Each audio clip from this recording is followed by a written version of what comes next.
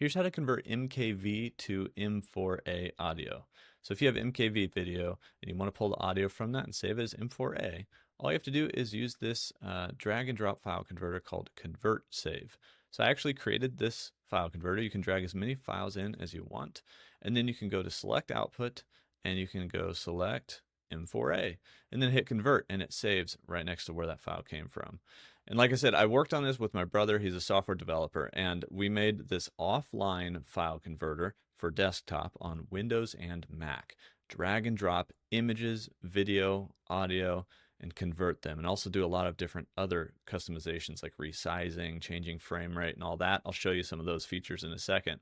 But basically, for this one, you can just pull audio out of the video and then convert it, and you can batch convert as many as you want.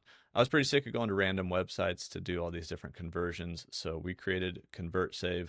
You can find it at convertsave.com, not a random website.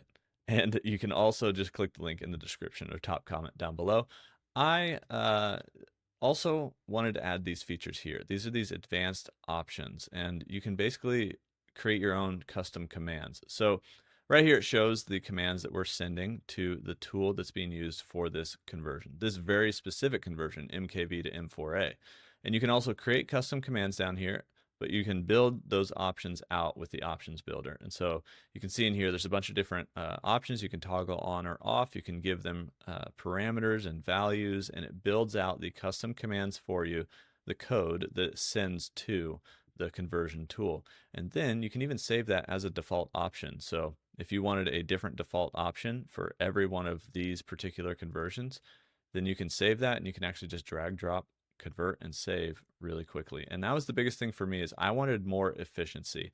Not only are you uploading files to random websites with random servers and who knows where, and where's all the data going, where's the privacy, all that, it's speed for me.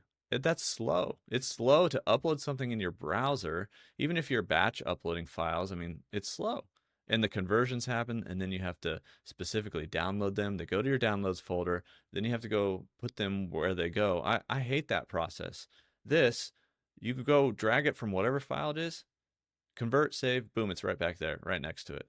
It's so quick and simple, and we're trying to add even more user-friendly features and a lot more functionality. So I appreciate you guys if you go check it out, and thanks for your support.